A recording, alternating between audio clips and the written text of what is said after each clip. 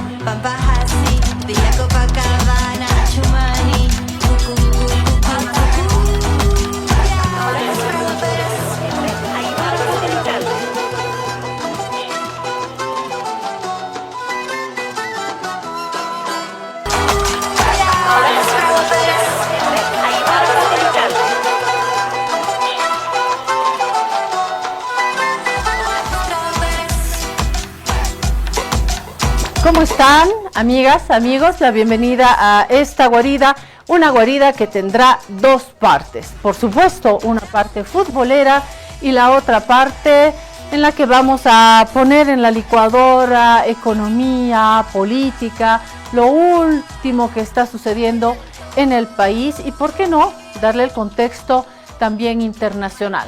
Comenzamos, como todos los días de la semana, con Víctor Hugo Romero. Ha hecho su tarea y esto es lo que nos propone.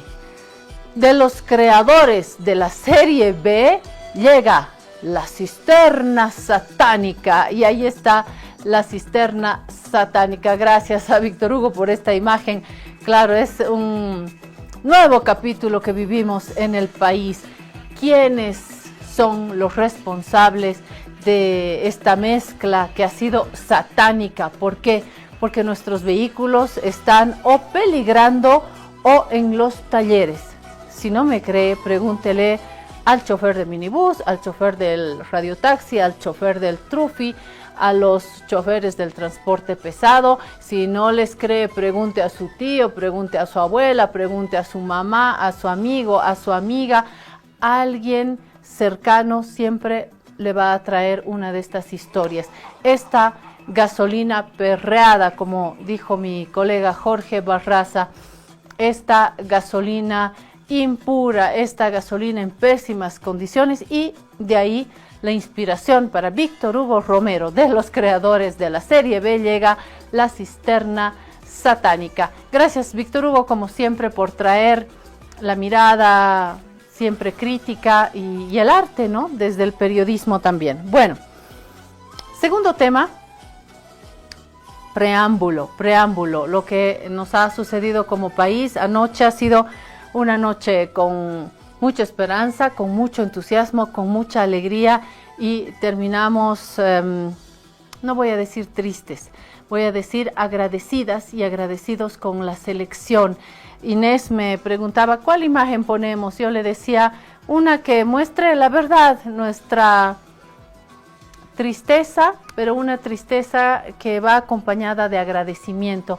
Esta es la imagen que hemos escogido para esta introducción. Dos cosas tengo que decir desde mi posición, que no es la de una experta, simplemente una boliviana que ha visto a la selección dejar todo en la cancha. Dos cosas. La primera, duele el dolor de Villegas, duele el dolor que él ha expresado en los minutos posteriores a este partido tan esperado. Segunda cosa que me queda también después de este partido, ¿cuánta responsabilidad en chicos tan jóvenes? Pienso en mi hijo joven, piense usted también si tiene hijas, hijos, sobrinos, ahijados, chicos jóvenes, muy jóvenes, que tenían sobre las espaldas y tienen sobre las espaldas una responsabilidad enorme. Quiero ponerme en el lugar de estos chicos, de sus papás, de sus mamás, cómo habrán sufrido tan jovencitos y con una responsabilidad tan grande. Eso es lo que pienso de el DT Villegas, eso es lo que pienso de estos chicos que han dejado su corazón entero, su voluntad entera, su esfuerzo en esta cancha. Qué difícil debe ser para estos jóvenes tan changos y con una responsabilidad tan grande. Lo otro, el análisis sobre la estrategia que ha planteado el DT, sobre las condiciones de la selección, lo que dejamos atrás, lo que queda por delante, los escenarios, todo eso se lo voy a dejar a mi colega gringo González y a mi colega Jorge Barraza, que en la segunda parte van a hacer el análisis más profesional, experto en esta materia. Yo me quedo con mi corazón de mamá diciendo, ay caray, estos chicos han dejado todo y cómo estarán sus corazones. Eso es lo único que digo en esta etapa de un adiós al Mundial, pero en esta etapa de sigamos, en esta etapa que tiene que privilegiar la esperanza y el trabajo. Eso es lo que nos queda. El mañana, el trabajo, la tarea pendiente para mañana poder escribir un capítulo más luminoso en la selección y como país también. Importa el pegamento que hemos consolidado en esta etapa de alegría, de esperanza, el pegamento como país. ¿Habrá pegamento en la política? ¿Habrá pegamento en la economía? Me pregunto y se lo voy a preguntar al economista Omar Velasco en nuestra siguiente parte, donde vamos a hacer un balance de el último decreto, de las medidas económicas, de la marcha de la COP, a ver un retrato último de la economía y la política antes del análisis futbolero en esta guarida. Volvemos después de esta pausa. Si te resfrías, consigue alivio de día, descanso reparador de noche y fortalece tu sistema inmune con Refrianex sobres día y noche. Refrianex, siempre contigo, en cada momento.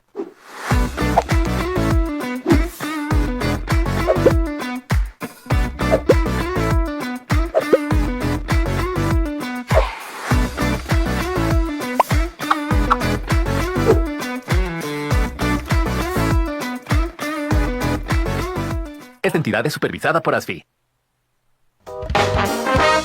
Ahora estás viendo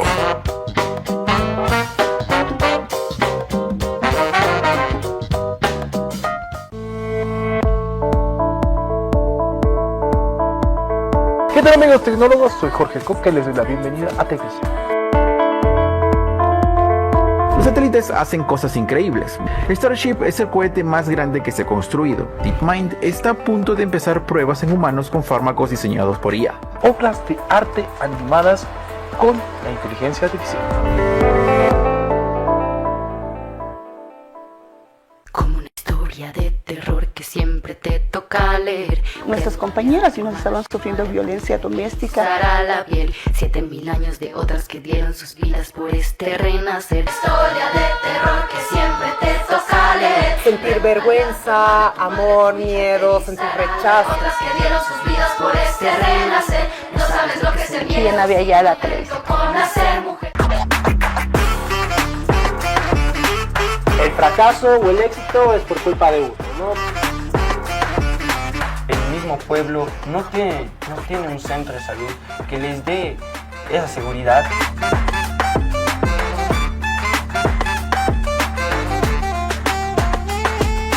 Transitar el socialismo por la vía pacífica, ¿no? Muy buenas tardes a todos y bienvenidos una vez más a nuestro programa Iskra del Sur.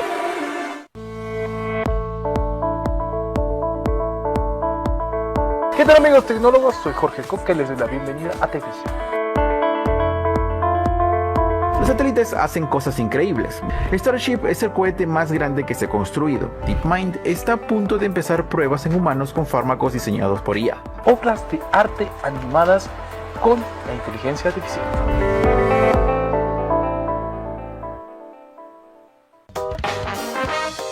Continúas viendo.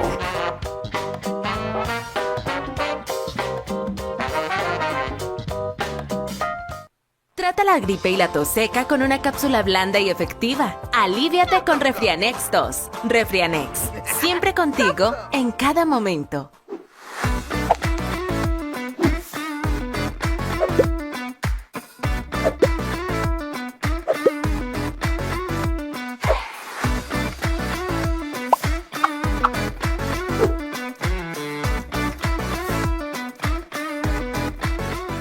Esta entidad es supervisada por ASFI.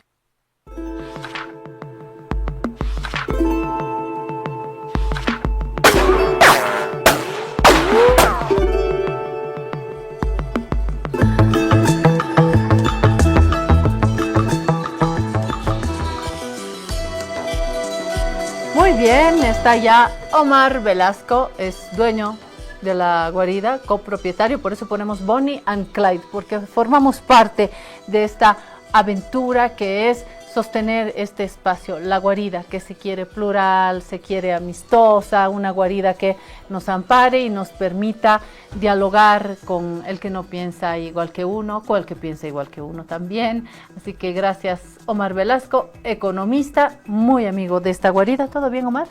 Corriendo de un lado a otro, ¿no? De eso hablábamos hace un momento. Sí, los ajetreos que no faltan, te decía. La universidad, los medios, ¿no?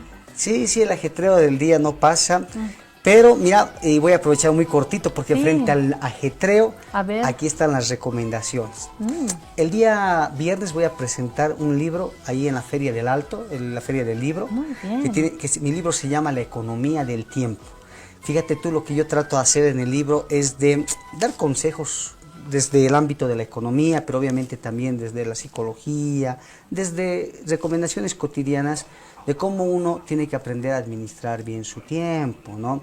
Y aquí primero se parte de la idea de entender que el tiempo es el recurso más escaso que tiene un ser humano. No es el oro, no es la plata, no son las riquezas, es el tiempo. Tú tienes que saber acumular tiempo, ahorrar tiempo, y luego saber a quién se lo vas a dar, ¿no? Y obviamente este es un libro que busca mejorar el bienestar de las personas, evitar caer en la trampa de las redes sociales donde perdemos miles de horas improductivas, pero también aprender de la inteligencia artificial, porque hoy son nuevos tiempos y cómo la inteligencia artificial nos ayuda a optimizar, a ser más productivos. Entonces, me va a encantar cuando ya pueda hacer la presentación, pues venir y contarte algunos resultados que me han ayudado a mí en lo personal a evitar que estos correteos del día a día pues me afecten, me ayuda más bien a mejorar mi bienestar personal. Bravo. Yo aplaudo, de verdad, aplaudo que te hayas lanzado en este trabajo, Omar, porque no hay regalo más lindo de parte de un economista que nos hable del tiempo. El economista normalmente está metido en el mundo de la economía, en gran parte de la economía pura y dura, y es un regalo que un economista amigo de la guarida como tú nos regale esta propuesta. Vamos a hablar del libro de manera más larga en una siguiente oportunidad, de una manera más relajada también, invirtiendo el tiempo en tu libro sobre la economía del tiempo. Me estoy acordando de mi amiga muy querida Verónica Córdoba, cineasta. En una conversación en torno al dinero, hablábamos de los ahorros, de lo que hacemos o no hacemos con el dinero, y Verónica me dijo, yo lo que hago con el dinero cuando lo tengo es comprar tiempo, me dijo, y fue inolvidable esa frase. Cuando uno tiene dinero, qué interesante es comprar tiempo. Y yo le decía a Verónica, ¿cómo compras el tiempo? Y me dice, invertirlo en los momentos que van a quedar, llámese viaje, llámese momento compartido con la familia, todo aquello que se queda como la inversión más grande, que es estar con los nuestros, disfrutar, recordar, todo aquello que queda para el tiempo. Eso es comprar tiempo, y en eso he pensado ahora que me citas tu texto, que vamos a leer con interés, Omar. Sin duda, sin duda, el tiempo es el bien más escaso y es el bien más valioso. Y el tiempo, ese sí que se acaba. Los ahorros pueden crecer, los bienes inmuebles se pueden multiplicar, se puede vender, se puede ganar, se puede hacer negocio, se puede acumular dinero, es verdad. Y uno no se lleva nada. Esa es otra de las frases que transitan por el mundo popular. Nada nos llevamos, y es verdad. No nos llevamos nada, así que la mejor inversión es el tiempo, la economía del tiempo. Bravo, qué bueno que lo hayas hecho, Omar, qué buena noticia. El tiempo se va, nuestras vidas también, así como nacemos, florecemos, nos reproducimos o no, pero sobre todo florecemos y llega un momento en el que dejamos de estar así físicamente. Hoy quiero dar un adiós a un colega que no está físicamente, Germán Arauz. Nos acaba de dejar en este mundo material. Ahí está, Germán Arauz, colega, admirado. El mundo periodístico hoy está triste porque perdió la selección y está triste también porque se fue Germán Arauz Paceño, nació en 1941, colega, periodista, escritor. Él ha apostado por el mundo de la literatura, de la cultura, en el periodismo, ha trabajado en varios periódicos que están en extinción, ha trabajado en varios periódicos como El Día de Santa Cruz, La Razón de la Paz. Recuerdo también su trabajo en la prensa, en La Paz, fue editor de opinión, fue editor de cultura, editor de Pegatina, suplemento literario del semanario Aquí, colaborador de la revista de cuento Corre Ve y Dile. Creo que también ha sido un militante del humor corrosivo, dice, por ejemplo, Mauricio, que hace una crítica, enseguida me acuerdo del apellido de Mauricio que lo cita. Enseguida les digo el apellido de Mauricio.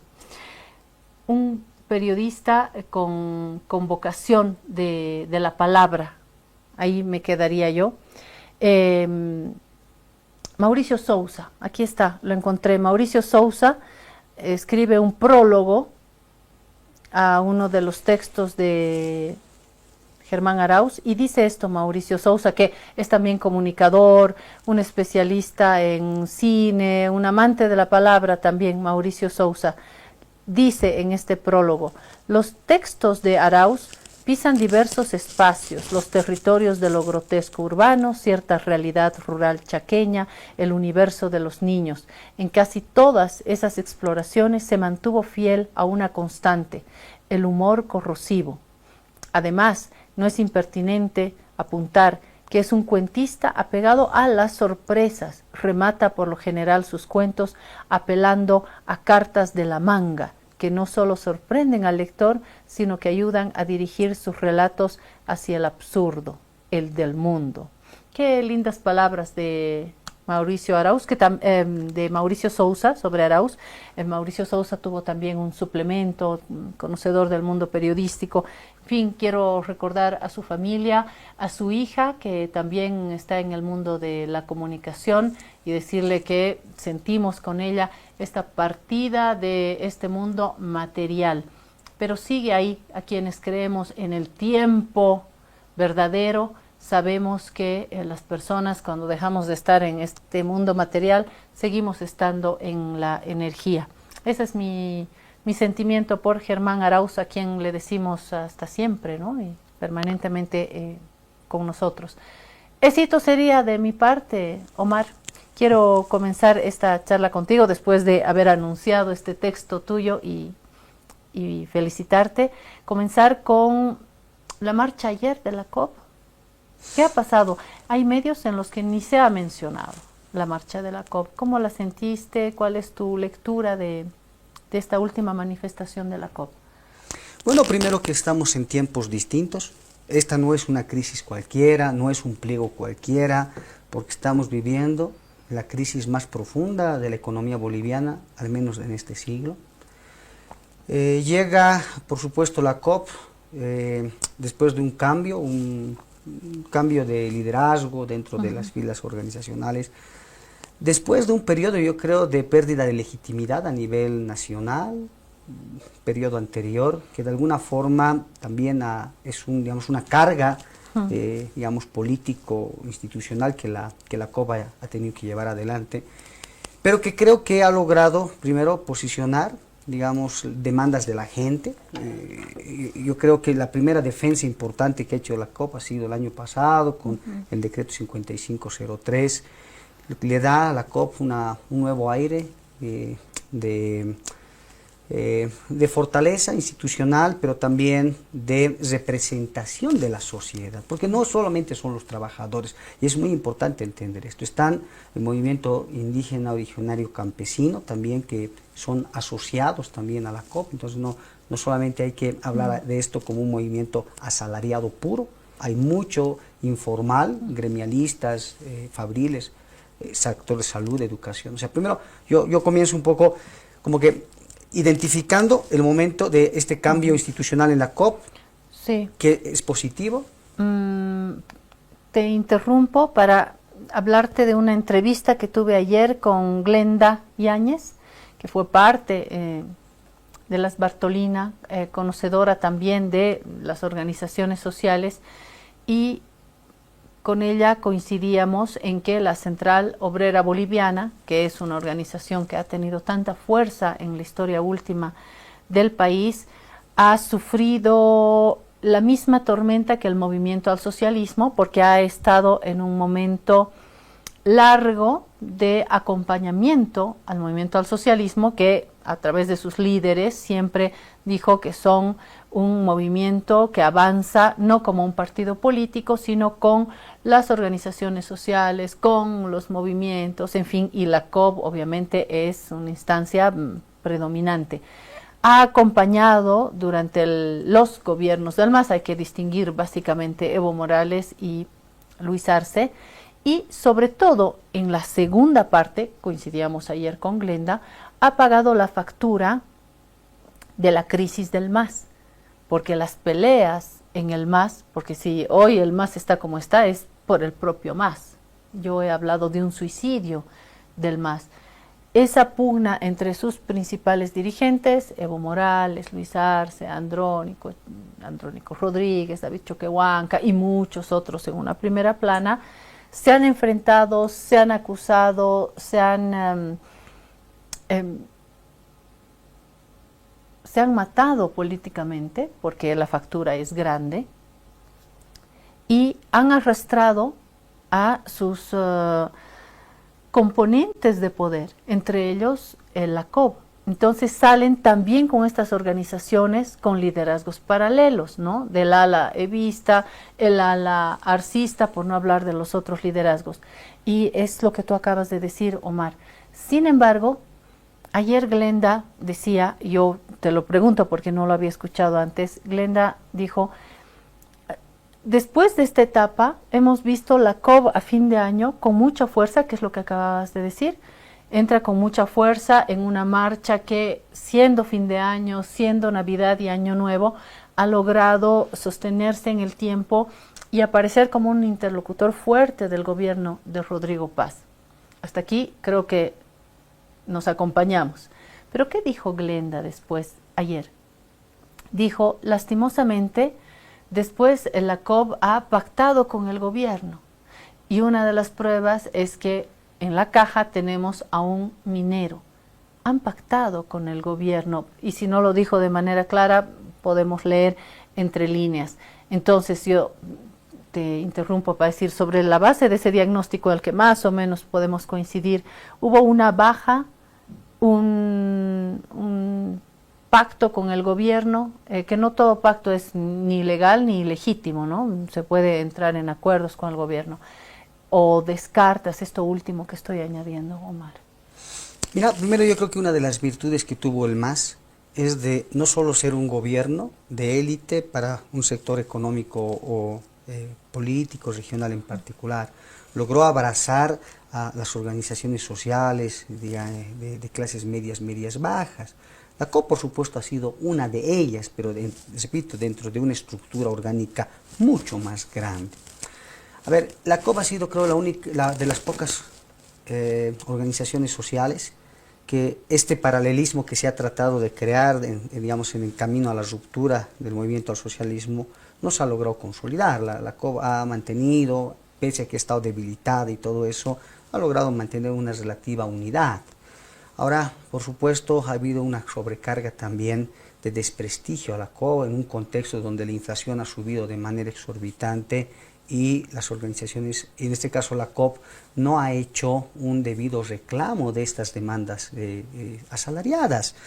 Pero, mira, Gramsci te dice que cuando estas organizaciones sociales se estatizan, pierden su esencia, porque dejan de ser reaccionarias, que por naturaleza es la esencia misma de las organizaciones. Y obviamente, ¿estar fuera del poder?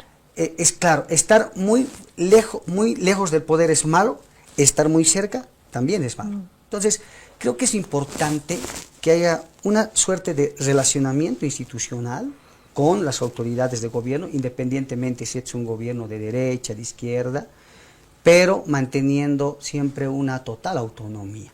Yo creo que hoy la COP está tratando de hacer esto, ¿no? Que es un trabajo difícil, ¿no? Porque hoy desmarcarse, por supuesto, de lo que ha sido esta visión antigua de la COP es difícil. Yo creo que la COP se está tratando de mostrar que no es un movimiento político, que son demandas realmente sociales. Ahora, entrando a tu pregunta, porque, mira, yo creo que hay una diferencia marcada.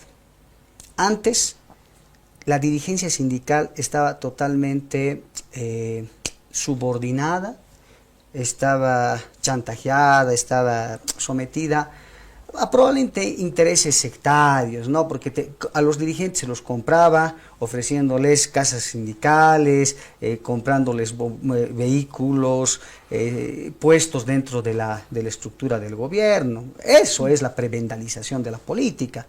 Yo creo que eso no se está haciendo ahora. Yo creo que ese es, o al menos veo que ese es el gran reto que tiene hoy el señor Mario Argollo, ¿no? Demostrar una COP distinta. Obviamente hay pactos que se tienen que realizar, porque mira, estábamos viniendo de una de los periodos de conflictividad más prolongados en el país. Han sido más de 15, 20 días de tensión y obviamente había la necesidad de llegar a acuerdos mínimos.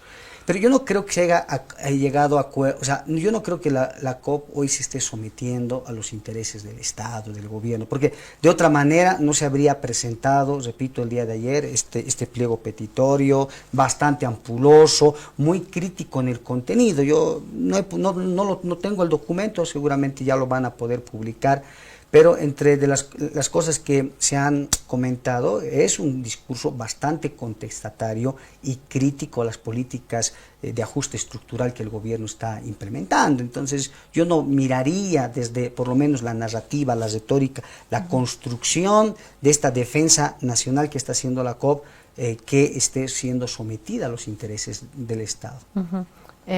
Argollo entonces seguiría siendo la parte renovada de la COP después de un tiempo, me parece, bastante oscuro en la COP, ¿no? Yo creo que hay que evitar. Yo lo veo a Argollo como una figura nueva, por supuesto, en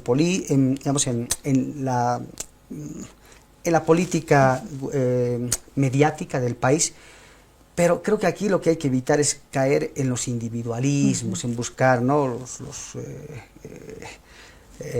figuras que puedan de alguna forma volverse caudillos de la población.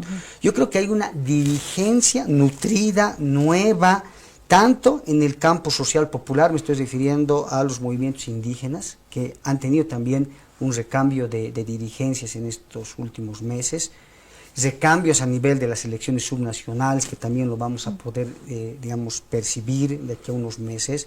Y obviamente tiene que haber recambio dentro de las filas sindicales. Entonces, yo creo que estamos camino a una nueva era de política, salirnos de este antagonismo que tú y yo siempre hemos estado criticando, es el más anti-más.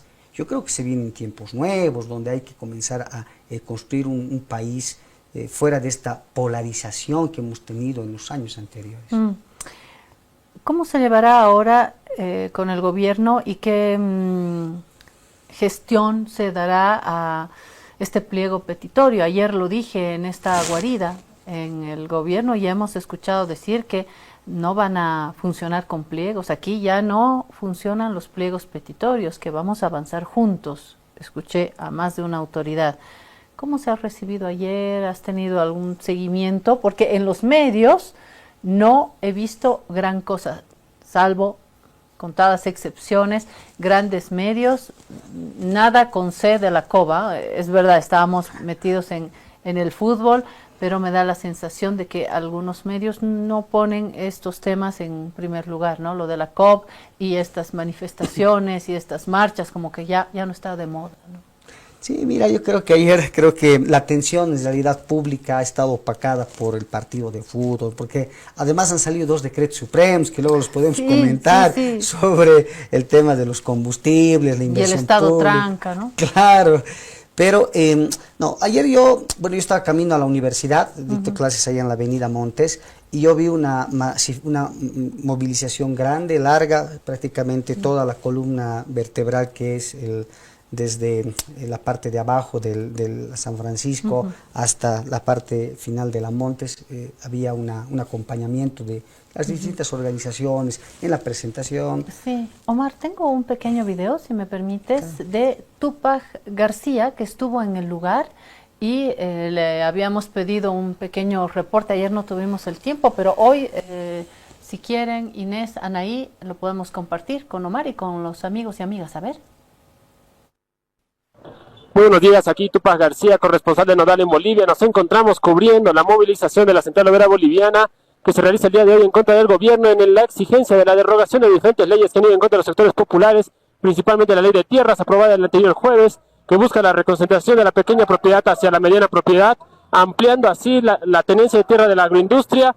A eso se suma el reclamo en contra del intento de modificación de la ley laboral del trabajo, a lo cual también se pide la derogación de la ley de diferimiento de créditos por haber sido manipulada en beneficio de la banca privada, y otra serie de demandas sectoriales a la cabeza de la Central Obrera Boliviana, que arranca en la ciudad de La Paz, en la Cervecería Nacional, con dirección al centro paceño.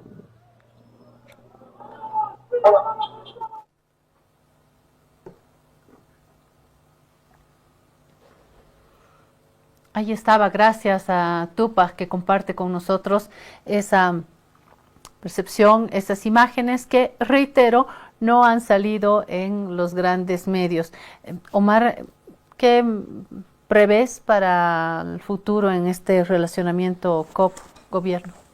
Bueno, primero en el reportaje que hacía Tupac, que hacía una síntesis interesante de los temas que se han tocado, se miraba de fondo y ahí se puede ver en pantalla que efectivamente ha sido una movilización larga, pero en principio lo que hay que tomar en cuenta es... Ahí estamos viendo, sí, es verdad, yo me remito también a las imágenes para mostrar una cantidad de manifestantes que no es menor. Ahí estamos ya con las imágenes en el centro paceño y en efecto estamos viendo una columna grande de manifestantes que están unidos bajo estos pedidos, ¿no, Omar?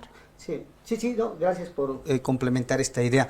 Mira, primero lo que hay que recordar es que la Constitución Política del Estado establece que las demandas salariales, los derechos de los laborales son, digamos, parte de la, de la democracia. Ahora, esto está también dentro del convenio de la OIT, artículos 169, 84, que establece que hay estas negociaciones con el gobierno. O sea, difícilmente el gobierno va a poder aislarse de estos compromisos internacionales, ¿no? Más allá que diga que ya, los tiempos de los pliegos se han terminado. Mira, lo primero que es importante explicar es que el pliego, o sea, las demandas laborales no se pueden simplificar únicamente a la propuesta de incremento salarial. Eso sería una simplificación demasiado minimalista. Muy reduccionista. Totalmente, porque fíjate tú, o sea, aquí lo que tienes en el pliego son demandas de muchos sectores que forman parte de la Central Obrera como ente matriz, pero estamos hablando de demandas sociales en salud, educación, vivienda, Estamos hablando del sector productivo, que tiene que ver, por supuesto, con fortalecimiento del aparato estatal, con medidas de generación de empleo, estabilidad laboral que los compañeros están pidiendo y obviamente mejora de los ingresos. Estamos hablando también del sector económico como tal, y aquí entran dos temas, ajustes y presupuesto. En el tema de ajustes, la Central Obrera está, por supuesto, exponiendo la preocupación de la coyuntura actual y qué medidas el gobierno está planteando y cómo esto va a afectar a todos los bolivianos. No es una agenda solamente para los trabajadores asalariados, sino esto es una visión de país, de los ajustes económicos, del impacto sobre las distintas capas sociales. Y del otro lado, que veo como un tema igualmente importante, están los derechos laborales. Porque este es un país donde está la norma, pero en la realidad nadie la cumple. Entonces, por ejemplo, creo que se está pidiendo que hayan estas inspecciones del Ministerio de Trabajo de manera sorpresiva a las distintas empresas, unidades productivas del país, para verificar si se cumplen todos los principios de la Ley General del Trabajo, ¿no? Pero, o sea, estamos hablando de más de 100 demandas en su conjunto, que obviamente tienen que ser dosificadas, analizadas por el gobierno. Me parece que la COP está dando un tiempo de más o menos 10 días para que el gobierno pueda revisar, evaluar las demandas, y obviamente el gobierno establecerá cuáles son las instancias de diálogo, ¿no? Porque eso tiene que partir de una comunicación entre las distintas grupos sociales, capas sociales, repito, con relación al gobierno. Eso en cuanto a la marcha de la COP, queríamos darle un espacio que no hemos encontrado en otros medios. ¿Qué pasa con la gasolina, Omar? Que es el otro tema. Una vez que salimos de la emoción del fútbol, hay que volver a encender el auto, y algunos autos ya no encienden por este tema de la gasolina. Lo último que ha comunicado el gobierno es que se va a buscar a los responsables de esto. ¿Cuál es la lectura del economista? ¿Qué sacas en limpio de este último capítulo que Víctor Hugo Romero ha titulado La cisterna satánica? A ver si la podemos mostrar otra vez para Omar, que habíamos puesto en esta guarida. La cisterna satánica de los creadores de la serie B, dice Víctor Hugo Romero, de los creadores de la serie B, ahora viene la cisterna satánica. ¿Qué sacas en limpio, Omar? Bueno, primero como consumidor, luego como economista, porque desafortunadamente he sido también sujeto. Ahí está, Omar, mira, de los creadores de la serie B llega la cisterna satánica, ahí está.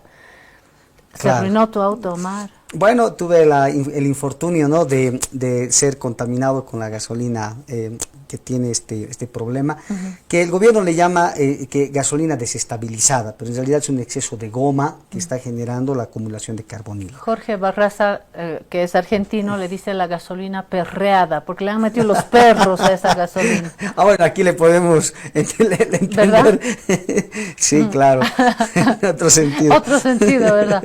No, perreada es que le han metido los perros, que está contaminada, ¿no? Claro, está sucia. Bueno, yo le he llamado la gasolina cloaca, ¿no?, un poco haciendo alusión también al denominativo que el propio gobierno ha puesto. Ahora, mira, para quienes estamos en la fila de digamos, de la solicitud de resarcimiento de daños, es más complicado, porque en principio lo que hay que ver es que los talleres están colapsados, y eso impide o limita a que se pueda hacer la verificación a tiempo.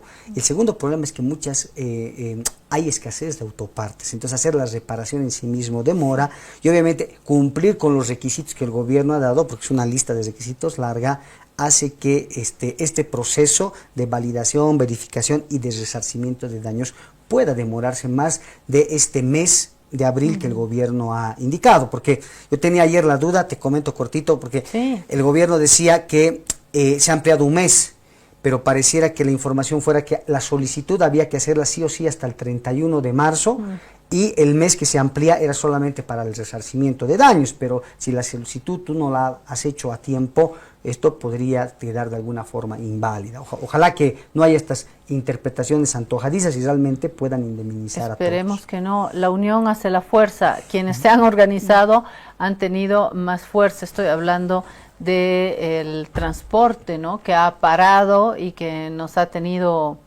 punta talón durante 2 días, pero luego han logrado un acuerdo con el gobierno.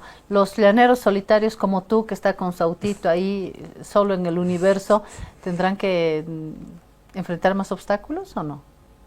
Bueno, esperemos que no, porque has hecho referencia al acuerdo del viernes pasado, donde, bueno, textualmente se dice que va a ser en favor absolutamente de todos los afectados, ¿no? Pero volviendo a la primera pregunta, que era muy interesante, tú decías, ¿qué está pasando con el control? Mira, de alguna forma el gobierno no termina de reconocer, primero, la responsabilidad administrativa de estos actos, y en este acuerdo, lo que se manifiesta es de que se está formando una comisión técnica entre el sector del transporte y el gobierno para hacer estas inspecciones sorpresa a los surtidores de gasolina, entendiendo desde el lado del gobierno que el origen del problema está en la distribución. Cuando, como bien tú mencionas, hay denuncias de camioneros cisterneros que dicen que el origen de la gasolina contaminada viene desde la importación del combustible. Y la pregunta es, ¿quién importa en este país combustible en grandes cantidades si no es el gobierno? Claro. Entonces, yo creo que no ha quedado claro todavía que la trazabilidad de dónde está realmente el origen del problema, y de alguna forma se está descargando el gobierno la responsabilidad a la distribución al detalle, lo cual yo creo que no es responsable. ¿Qué hacemos con las nuevas disposiciones? ¿Qué hacemos? Porque ahora hay que hacerlas cumplir, ¿no?, del Estado Tranca. Ayer 3 veces me han pedido mi fotocopia de carnet de identidad, pero me van a salir de las orejas las fotocopias de carnet de identidad. Estamos haciendo cola, estamos sufriendo, y en las colas, ayer, por ejemplo, hice una cola muy temprano en el Cerecí, y ¿qué crees que dice la gente? Pero no, que no iba a haber Estado Tranca. Sigue habiendo tranca, sigue habiendo fila, y bueno, en el gobierno dirán, a ver, un ratito, déjennos respirar, aquí está el decreto, vamos por paso, ¿no? Como dice Rodrigo Paz, ¿no? La patria no se rinde, la patria espera. Bueno, ahora la patria ha prometido tener un Estado que no sea tranca. Hay que ir, yo entiendo, un paso después del otro. No tiene Rodrigo Paz ni ningún presidente una varita mágica. ¿Está bien enfocado este decreto sobre estas medidas para ya no ser un Estado tranca? Bueno, más allá de este denominativo que el presidente le da, hay la necesidad de simplificar los procesos administrativos en el Estado. Es una realidad, hay una cultura del el folder amarillo en el país que hace que estemos todo el tiempo haciendo tramitología, lo cual lógicamente genera un perjuicio para digamos, los bolivianos. Para el tiempo, hablando de tu libro otra vez, para nuestro tiempo que es tan valioso. Valioso que nos roba el Estado haciendo estos procesos. Pero yo no creo que sea es un tema estructural que hay que verlo desde la reingeniería del Estado, porque digamos, los simples decretos como tal no necesariamente van a tener un impacto directo, ¿no? Te repito, o sea, vamos al ejemplo de la indemnización, porque hace 2 meses el gobierno ha dicho que iba a indemnizar el pago de el daño que se ha hecho a los motorizados, y en 2 meses prácticamente no lo había hecho. Entonces, creo que el discurso del Estado tranca queda nomás como un discurso, y más bien, y ahí, digamos, lo interesante es que esta semana lo que en realidad se ha aprobado, aprovechando un poco el tema del fútbol, es han vuelto las subvenciones al país, pero no para el consumidor final, sino ha vuelto para los productores, porque fíjate tú, el decreto supremo 5599 lo que hace es dar $30 por barril de crudo producido en el país, adicional a todas las empresas extranjeras que producen en el país. Actualmente el precio está congelado en 65, con estos 30 que se les está dando, básicamente se está equiparando el precio nacional al internacional. Entonces es una medida de incentivo al sector privado, pero obviamente implica recursos del Estado, y es aquí donde, digamos, el discurso de eliminar la subvención para reducir el gasto fiscal, pues no se aplica. De Yapita, porque la pelota me está tocando la puerta, el análisis sobre el partido de ayer, y el alivio tributario, ¿el anillo para cuándo? ¿Para cuándo el alivio tributario? Bueno, parece que vamos a tener que esperar todavía algunos largos meses, porque se ha anunciado el decreto, pero todavía, la ley que va a llegar a la Asamblea, no ha llegado, eso va a demorar, pero lo que sí puede adelantarse, y termino esto como primicia, porque la propuesta del gobierno de presentar una ley de promoción y protección a las inversiones ya está lista. Y esta ley, lógicamente, plantea, digamos, incentivos tributarios para empresas extranjeras muy laxos. Y creo que este va a ser un tema de bastante sensibilidad para el país en las próximas semanas. Sobre todo porque después del anunciado perdonazo en impuestos, hay gente que está esperando algunas modificaciones, ¿no? Me llama la atención que no se haya tomado en el tiempo, en el paraguas del perdonazo, la pandemia que ha lastimado tanto al país, al mundo, ¿no? Y en particular a las pequeñas empresas. Veremos qué sucede en la siguiente visita de Omar acá, con el libro bajo el brazo, Omar, para que lo podamos presentar y podamos entrar más en detalle. Gracias, como siempre, por estar acá.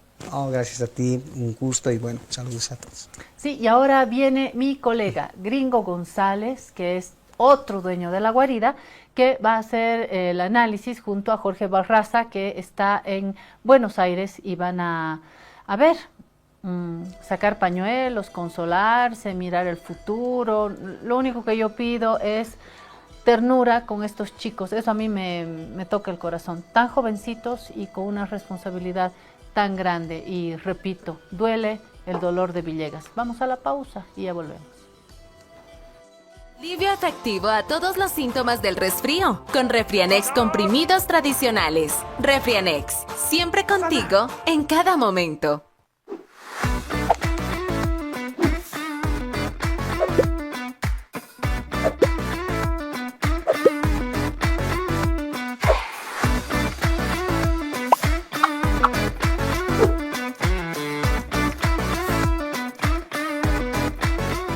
Esta entidad es supervisada por ASFI.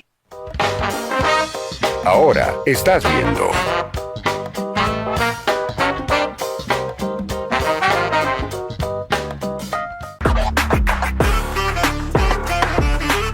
El fracaso o el éxito es por culpa de uno, ¿no? El mismo pueblo no tiene un centro de salud que les dé esa seguridad.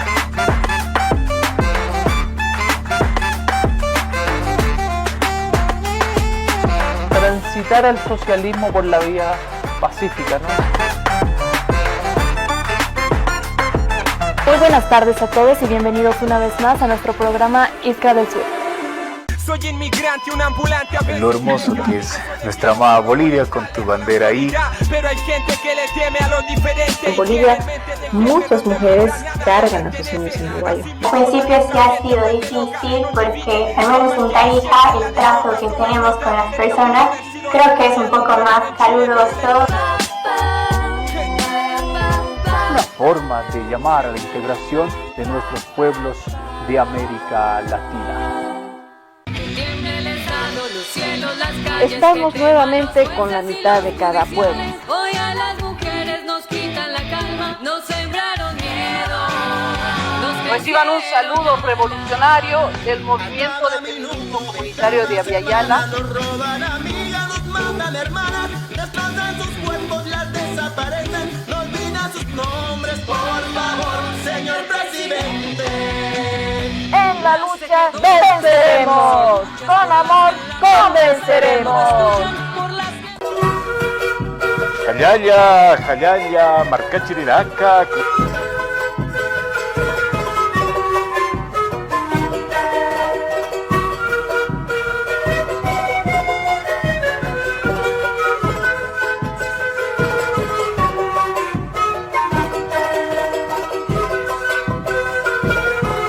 Arma Campos. Como una historia de terror que siempre te toca leer. nuestras compañeras y nos estaban sufriendo violencia doméstica. Para la piel, 7000 años de otras que dieron sus vidas por este renacer. Historia de terror que siempre te toca leer. Sentir vergüenza, amor, miedo, sentir rechazo. Otras que dieron sus vidas por este renacer. No sabes lo que es el miedo. ¿Quién había ya la televisión? Con nacer mujer.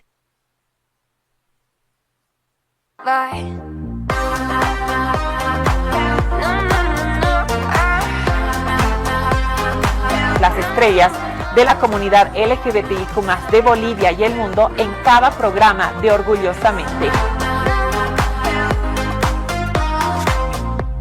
Que son los deseos para ti. ¿Tú qué vas a hacer si no estoy ahí? Como siempre tenemos grandes sorpresas para nuestras siguientes emisiones. Continúas viendo.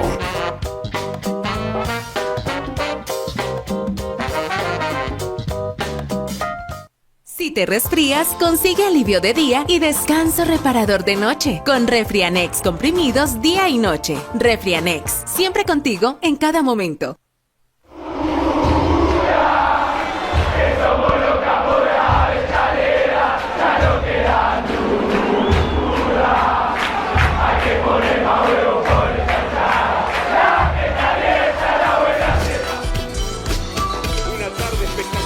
La verdad, cuesta decir buenos días, ¿no? Cuesta decir buenos días, porque estos no son pues buenos días.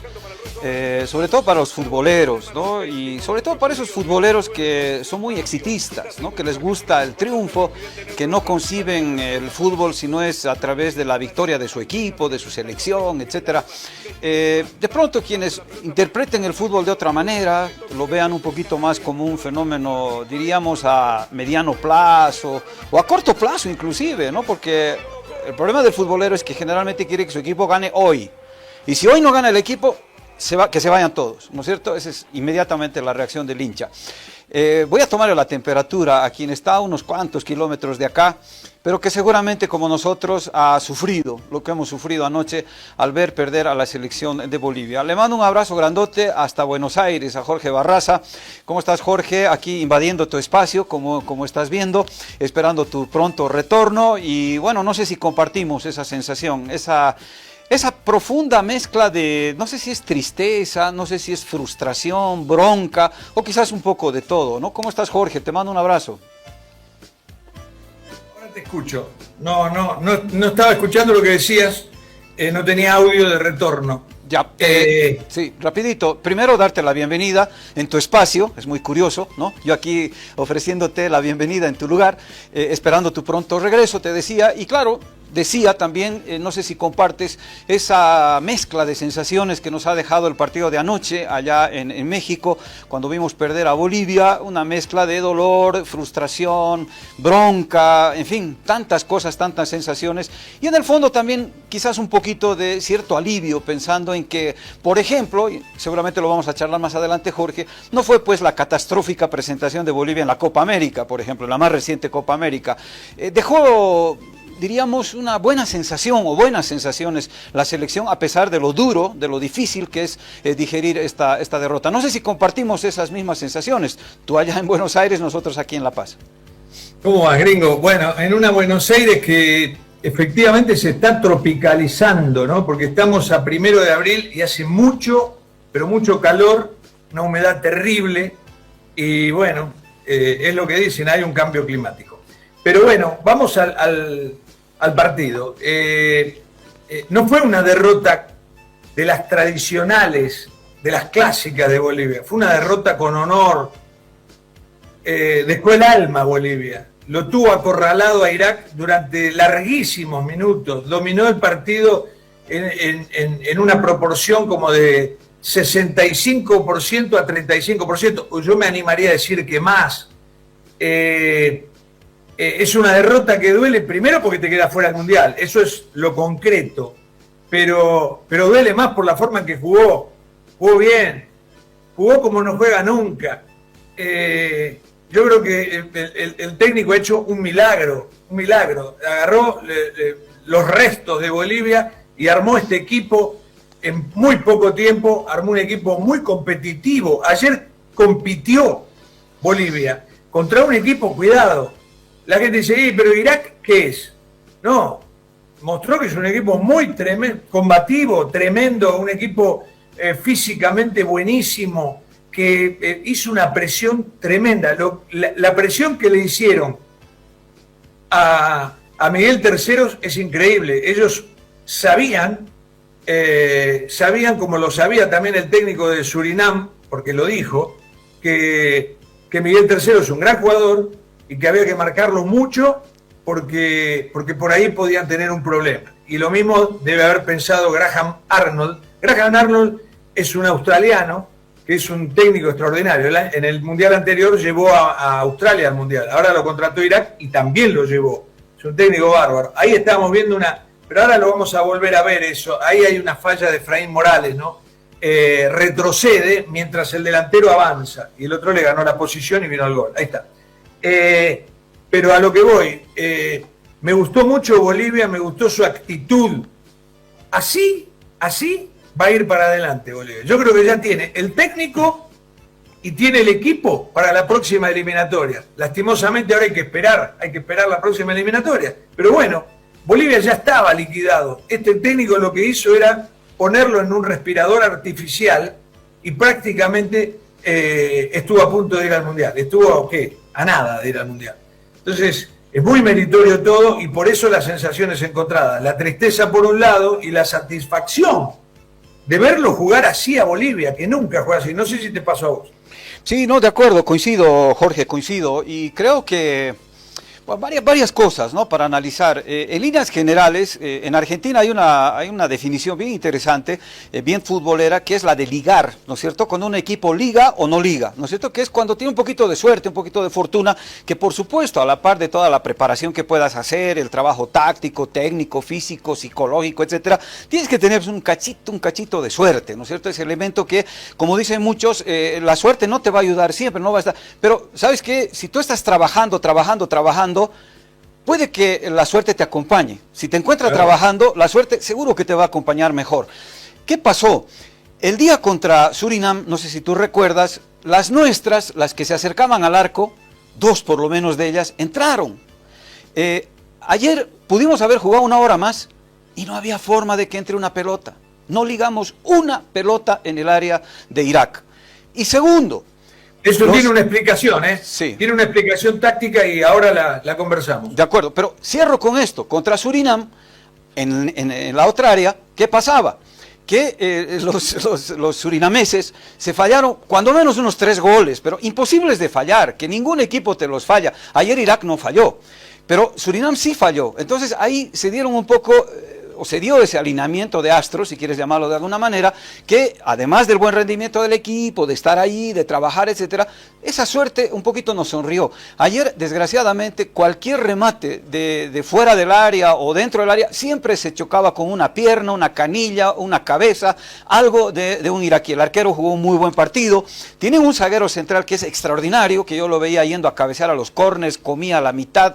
Tremendo jugador este muchacho, el menenudo ese de barba, ¿no es cierto?, que era un tremendo jugador, y bueno, le salió todo anoche a los iraquíes y a los bolivianos, desgraciadamente, parece que la suerte se nos acabó en el partido frente a Surinam. Eso es una primera lectura. Lo que yo quería consultarte, Jorge, en primera instancia, es si te pareció oportuno que Villegas haga los cambios que hizo, ¿no? Recordarás tú que cuando enfrentamos a Surinam, él... tuvo, diríamos, un esquema un poquito más conservador, poniéndolo a Cuellar como volante de contención y adelante, ¿no es cierto?, lo puso a este muchacho, hijo de Matagoleiro. Monteiro, exactamente, Enzo Monteiro.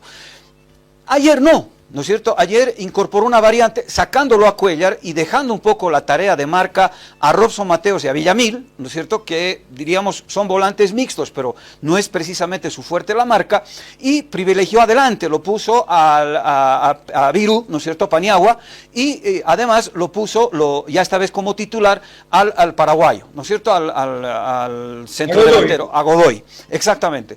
¿Qué te parece eso? ¿Fue acertado eso? Que fue en realidad lo que los sorprendió a los surinameses, porque no contaban con esos jugadores, no los habían referenciado, como sí lo habían hecho con Vaca, con Miguelito, etcétera. ¿Te parece que fue acertada esa decisión de Villegas? A ver, el cambio de Monteiro, o mejor dicho al revés, Godoy por Monteiro, era cantado, porque el otro día no le fue bien a Monteiro. Y además no es el primer partido que no le va bien. Estuvo en varios partidos de la eliminatoria que lo puso Villegas y no funcionó. Le dio muchas oportunidades. Y el paraguayo, Godoy, había mostrado que era un jugador muy inteligente, muy vivo para moverse dentro del área.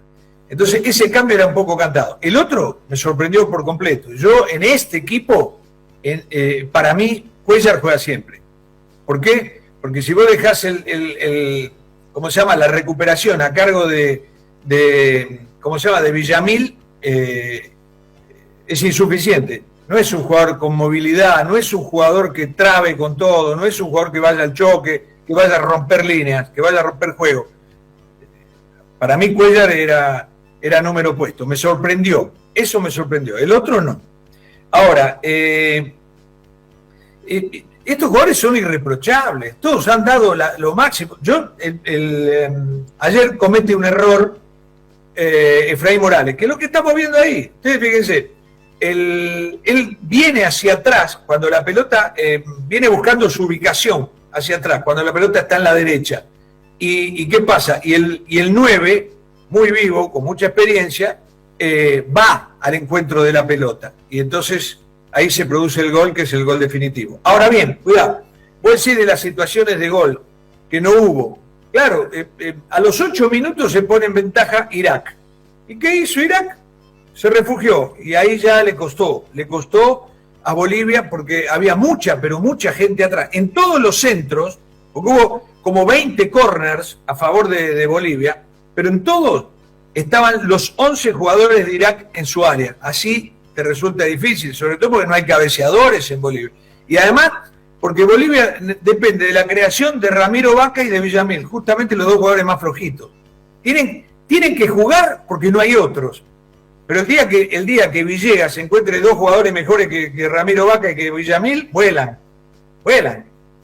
Porque bueno, el 10 tiene que crear algo, ¿no? Y Ramiro Vaca es un jugador que a lo mejor pone una pelotita filtrada, pero nada más. En el gol yo escuché que dijeron pase de Villamil a Moisés Pañao. No fue un pase. Él pateó mal, y el otro chico, que es bárbaro, vivísimo, paró la pelota y la metió en el ángulo. Muy bueno este Pañao, tiene un futuro extraordinario, él y Terceros también. Y Terceros ayer no podía hacer el abrelatas. ¿Por qué? Porque estaba muy marcado. Era una cosa tremenda cómo lo presionaban. Era muy difícil crear situaciones de gol así, ¿no? De acuerdo, además solo, Jorge, yo veía que cuando tomaba la pelota Terceros, levantaba la cabeza para tratar de armar una pared, ¿no es cierto?, encontrar una sociedad o alguna cosa parecida. Nada, todos se alejaban, parecían que le tenían terror a la pelota anoche muchos jugadores que uno supondría son los llamados justamente a decirle, ven Miguelito, estoy acá a tu lado, o cercarlo a Miguelito. Hubo un momento en el que Miguelito tenía en torno así 4 jugadores de Irak, y ningún compañero de... Pero terrible. Sí. El técnico Graham Arnold, evidentemente el técnico de Irán, vio videos de los partidos de Bolivia. Porque el tipo dijo, a este hay que marcar, este no se tiene que mover. Y no se pudo mover. Así todo, mostró una actitud extraordinaria. Tercero, nunca se amansó, nunca se achicó, fue con todo. Pero bueno, el rival también juega. ¿Y sabe cuál es el problema de Bolivia? Estos medios que tiene son medios que nunca pisan el área. Nunca te pisa el área Ramiro Vaca, nunca la pisa Robson y tampoco, mucho menos Villamil. Claro. Entonces, vos necesitas que los volantes en algún momento, en alguna pelota, se despeguen y entren al área. Y lo mismo para triangular con Miguel Terceros. Nadie se le acerca para triangular. ¿Con quién va a triangular? ¿Con los otros delanteros? No, porque los otros están en su lugar. Lo que me gustó fue Nava. Nava se sabía que podía aportar y entró y cambió la dinámica del equipo, ¿no? Sí, seguro. Respecto a desempeños personales, probablemente uno de los poquísimos errores de Morales en este repechaje haya sido justamente el del segundo gol de Irak, que fue el gol lamentablemente definitivo del que Bolivia no pudo recuperarse. Fue una mala salida. No sé si tú recuerdas, Jorge, en el segundo tiempo le pusieron una tarjeta amarilla a Morales porque salió con una fuerza desmedida en contra de un rival de Irak, le metió un codazo en la cara, etcétera. ¿Recuerdas ese pasaje? Claro, minuto 71, sí, lo recuerdo. Bueno, ese así tenía que haber salido en el momento en que fue a pelear esa pelota que derivó lamentablemente en el gol. Después, cuando se dio vuelta, el delantero ya le había sacado ventaja, Roberto Carlos no fue al cruce, fue realmente camino libre para que el delantero de Irak pueda concretar. Y en el primer gol, el error de Medina, ¿no? Que no toma bien la marca del hombre que va a cabecear. Y un dato curioso, Jorge, fueron 16 corners los que tuvo, tiros de esquina que tuvo Bolivia ayer, y Irak solamente tuvo 2. Uno que fue justamente el que se produce después de la sacada de Vizcarra, es espectacular atajada del Billy, pero además el gol, ¿no es cierto?, que es el descuido de Medina, para mi gusto, no toma bien la marca Medina de ese hombre, que llega solo prácticamente a cabecear frente a Vizcarra, y el segundo córner, ya cuando se languidecía el partido, cuando ya no había tiempo, llevaron la pelota hasta la esquina, cobraron el córner y prácticamente el partido terminó.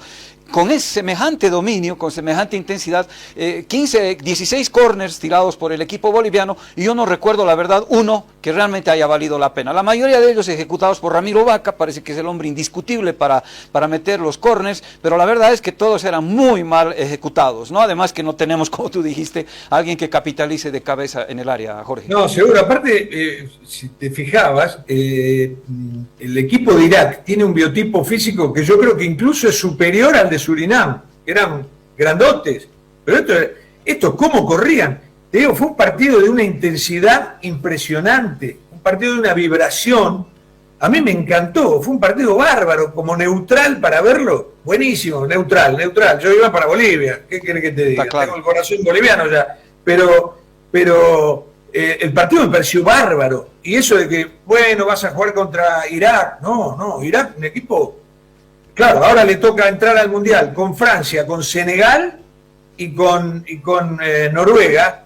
Es probable que salga último Irak, pero de todas maneras me pareció un equipo más que respetable, Sí. Y eso de que cuando a vos te toca el repechaje contra un asiático y que es pan comido, se acabó. Todos los equipos son bravos y hay que respetarlos mucho y hay que cuidarse mucho y hay que mirarlos bien para poder enfrentarlos. Vos fíjate lo que son estos jugadores, lo que estamos viendo, los jugadores iraquíes, una garra, una intensidad metieron, un estado físico brutal.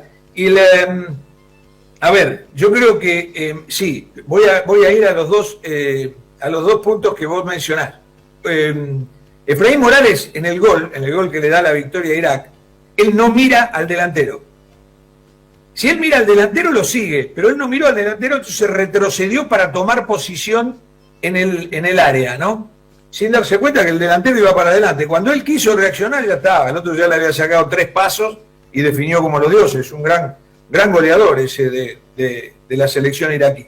Y en el primero, después de una tajada insólita, porque prácticamente es insólita esa tajada de ¿cómo se llama?, de Vizcarra, extraordinaria, sí, perdió la marca otra vez por marcar de atrás. Vos tenés marcada, en un córner tenés marcada de adelante, pues si el tipo te anticipa, ¡pum!, cabecea y es gol.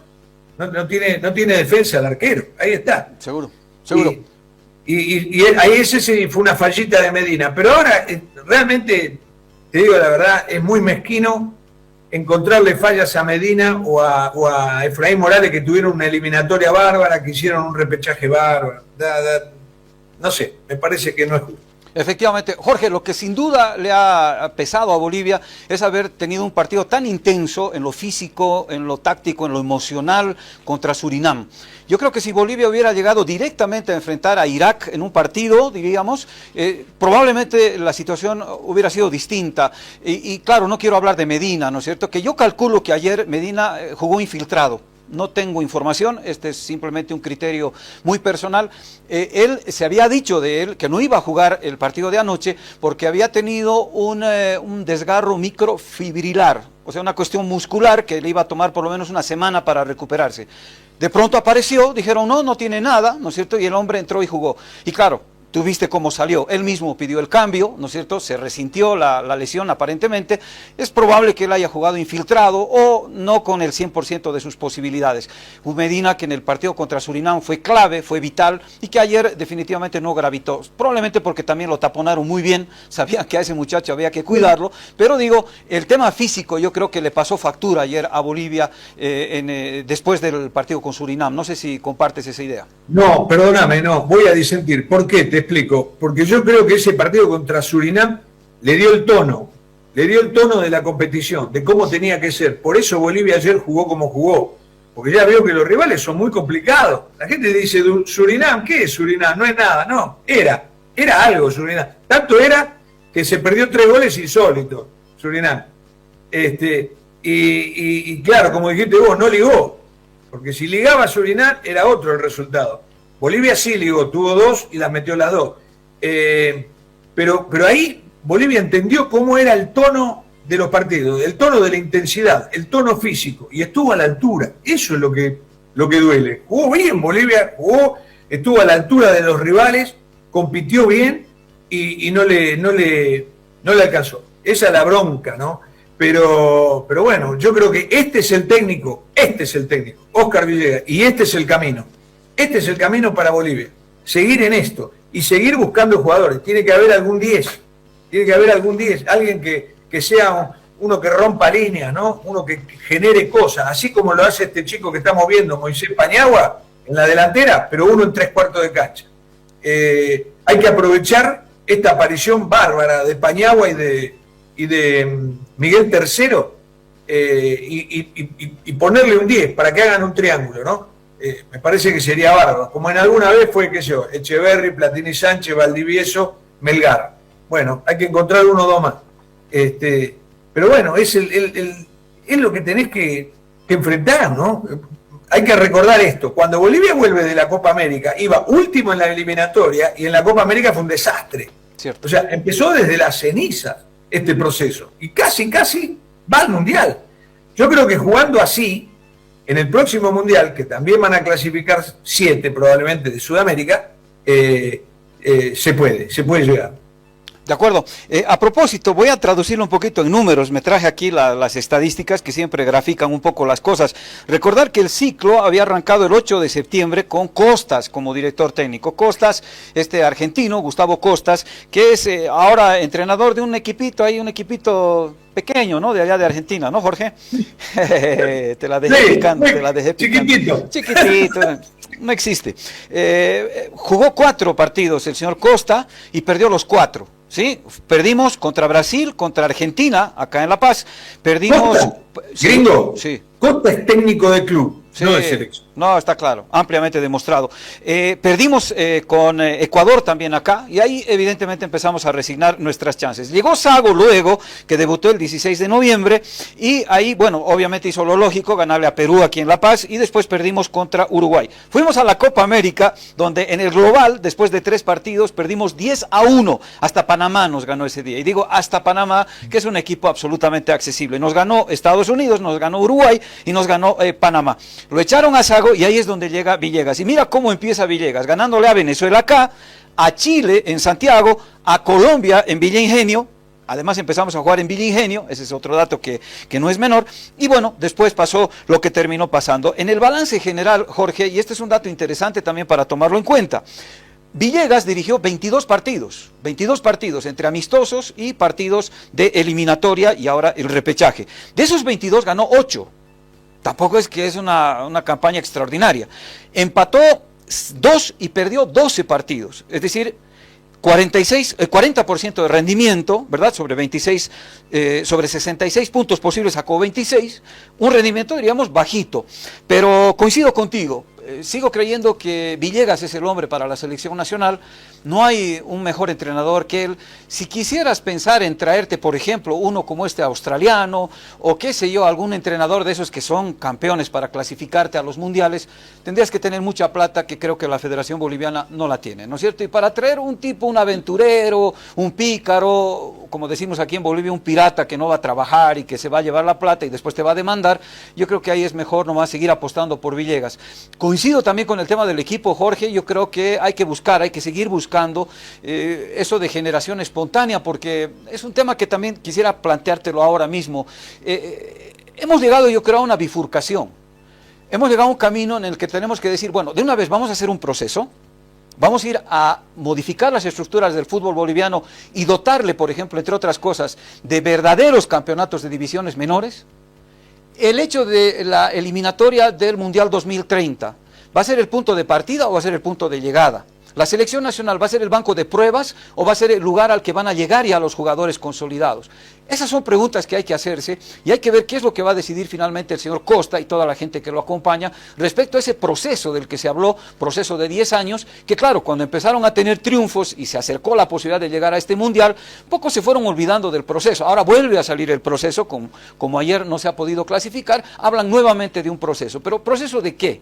¿Qué va a ser ese proceso? ¿Va a haber realmente campeonatos de verdad, de categorías menores? ¿Va a haber fútbol para niños desde los 8 años, de los 10, de los 14, de los 16? ¿Va a haber eso? ¿O vamos a estar todos esperando, prendiendo una vela a un santo para que algún día, por generación espontánea, por ósmosis o por ahí cayendo de algún árbol, aparezca un nuevo talento de Yungas, de Santa Cruz o de Cochabamba o lo que fuere? Ese es el tema. Yo creo que hay una gran base, Mostaza Merlo diría, la base está, hay una gran base, falta un buen delantero, falta un distinto, un diferente, que no lo son ni Vaca, ni Villamil, ni nada, un diferente, un distinto, un Chichi Romero, un Diablo Echeverri, un Víctor Agustín Ugarte, ojalá Dios quiera algún día apareciera alguno de ellos, ¿no es cierto? Y yo creo que con eso, más esta base, tendremos un equipo realmente para discutir la próxima eliminatoria, Jorge. Mirá, con respecto al técnico te digo esto, yo creo que lo de Costas, Gustavo Costas, fue una elección fallida, ¿no? Costas es más técnico, le ha ido sensacional en todos los equipos donde estuvo, pero no bien, no muy bien, sensacional. Ha sido campeón en 5 países diferentes, ¿no? Bárbaro, pero en la selección no va. Entonces fue una elección fallida, no conocía el medio, no se metió nunca en la piel de la selección, yo qué sé. Pero lo de Sago fue una pérdida de tiempo tremenda, porque si ese tiempo era para Villegas, yo creo que Bolivia hoy estaba clasificada, porque hubiera tenido mucho más espacio para trabajar, para ver jugadores y demás. Yo creo que el técnico lo ha hecho muy bien, muy bien. Vos me decís, tuvo 40% de rendimiento. Bueno, Costa tuvo 0% de rendimiento. Sago debe haber tenido 10% de rendimiento o qué sé yo, le ganó a Perú nada más. Pero este sacó el 40%. Yo creo que con tiempo va a encontrar un 10%, con tiempo va a encontrar algún otro delantero. Ya encontró, mirá, Miguel Terceros, Nava, Paniagua, ahí hay 3 muy buenos valores. Encontró a Efraín Morales, que ayer comete este error, pero eso no quiere decir nada, no lo podés hundir por un error. Hay jugadores, va a aparecer alguno más, en 2-3 años tiene que aparecer algún otro jugador bueno, algún talento. Yo creo que la base está, como dijiste recién y como dijo Mostaza Merlo. Pero yo no haría otra vez volver a empezar de cero con otro técnico, y menos con un extranjero, que tiene que venir y no conoce nada. Este ya conoce todo. Oscar Villegas, conoce todo. Hay que seguir trabajando, porque además no te olvides que él parte de una base de un juguete roto.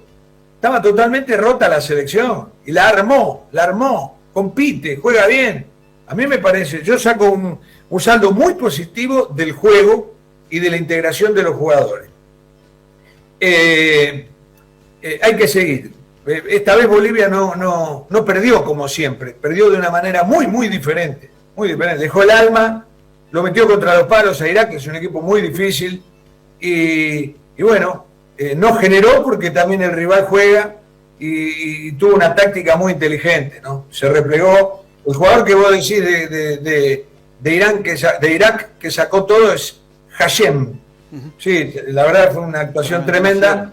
Y bueno, y los jugadores que se pensaba que podían ser buenos son los 2 que metieron los goles. Son el del primer gol es un jugador nacido nada más en Irak, pero se crió en Inglaterra y juega en el Luton Town.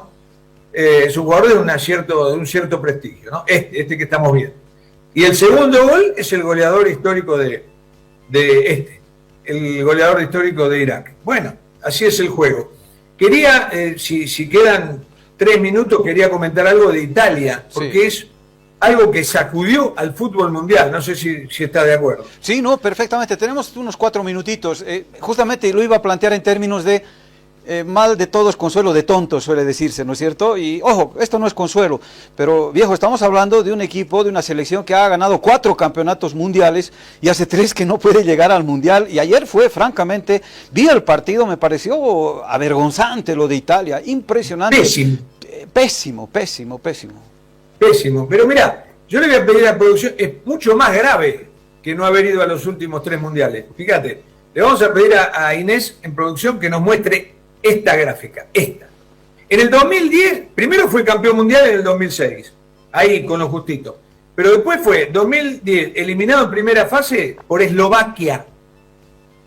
En el 2014 eliminado en primera fase por Costa Rica. Y después no clasificó al mundial 2018, 2022 y 2026, siempre contra rivales menores. Ahora lo eliminó Bosnia, un equipo muy modesto, pero que lo pasó por arriba. No sé si vos estás de acuerdo, porque yo miré el partido. Lo de Italia me pareció vergonzoso. Todos metidos atrás tratando de que no le metiera un gol Bosnia, ¿no? Y incluso hasta la cancha de Bosnia, el estadio, un estadio parecía el estadio de, no sé, del Porvenir, acá en Buenos Aires, ¿no? Una canchita. Y bueno, y te hablan de que son jugadores que juegan en la Premier League, que son jugadores que juegan en el Inter, en la Juventus. Bueno, eso hay que ir descartándolo también, porque ahí hay un montón de jugadores que ganan fortunas y demás, que tienen mucho nombre, pero que a la hora de jugar no jugaron nada. Y lo de Italia es grave, ¿sabes por qué? Te explico. La UEFA tiene 16 cupos. 16, una locura. Se quejan de los 7 cupos que podrían tener Sudamérica, pero no miran hacia adentro. Tiene 16 cupos. ¿Y cómo hace la UEFA? La UEFA arma 10 grupos. ¿Para qué? Y pone Inglaterra en uno, Alemania en otro, España en otro, Italia en otro, Francia en otro. Así, ¿para qué? Para que clasifiquen. Lo ponen en un grupo a Italia, España, Alemania, los grandes, con ¿cómo se llama? Con 4 rivales débiles, para que ganen el grupo sin problema y vayan al Mundial. Y aún así, Italia no lo puede hacer. Hace 3 mundiales que no puede. Y otra cosa que te quería decir era que, bueno, esto es eso, ¿no? Que yo creo que tiene demasiados cupos Europa. Me parece 16. Una locura, no sé cómo lo viste vos. No, de acuerdo, comparto contigo, y lo de Italia es francamente preocupante. A mí del que también me da mucha pena que no lo vamos a poder ver en el Mundial es a Lewandowski, ¿no? Que ayer su equipo perdió contra Suecia, otro partidazo, qué bárbaros los suecos, me impresionaron. Le ganaron a Polonia finalmente, ahí en los instantes finales, y Lewandowski también va a estar fuera del Mundial, otra figuraza que hubiera sido lindo verlo. Jorge, nos indican acá que el tiempo ya se ha completado, así que sí, dejamos materia pendiente, ¿sí? Un solo comentario porque va a alcanzar. Dale. Yo siempre digo esto, las placas tectónicas del fútbol se mueven muy lentamente, pero se mueven. Y vos fíjate que ya podemos decir que Italia es una ex potencia del fútbol. Ya no es potencia. Terminemos con eso, pues ya no lo es. Son 5 mundiales, que es un papelón insólito, ¿no? Y vos fíjate esto, mirá qué dato. Desde que empezó el nuevo milenio, desde el 2000 para acá, Ecuador clasificó a 5 mundiales, 5. Y Italia a 4. Es increíble, pero es así. Esto quiere decir que las placas subterráneas sí se mueven y generan cambios. Por eso de que llamar a las selecciones grandes, siempre se le dice grande a Italia y ya no lo es, lamentablemente para ellos, ¿no? Tiene una hermosa historia, pero con la historia sola no podés jugar. Y bueno, y esto va para muchos, para Inglaterra, para muchos, ¿no? Y una sola cosa, ayer Argentina jugó contra Zambia, todo el mundo dice, Zambia no es nada. pero lo vi muy bien a Messi. Yo no sé si viste el partido. Fue un Messi picante, veloz, profundo.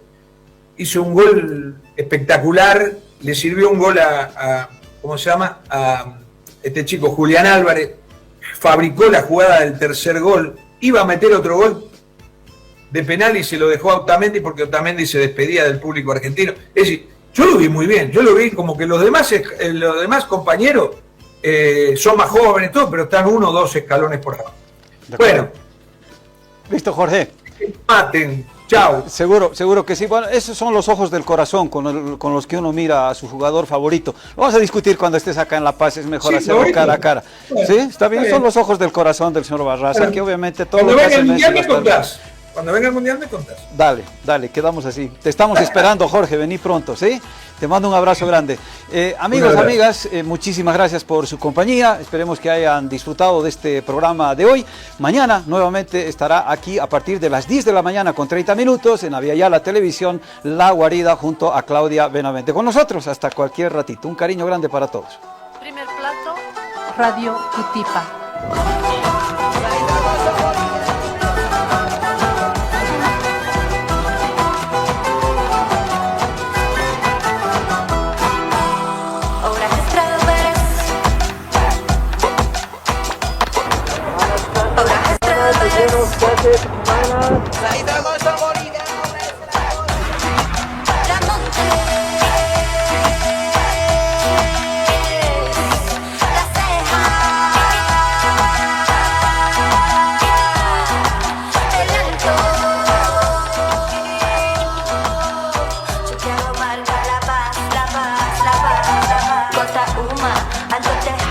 Buenos Aires, centro de La Paz, hasta Chicala.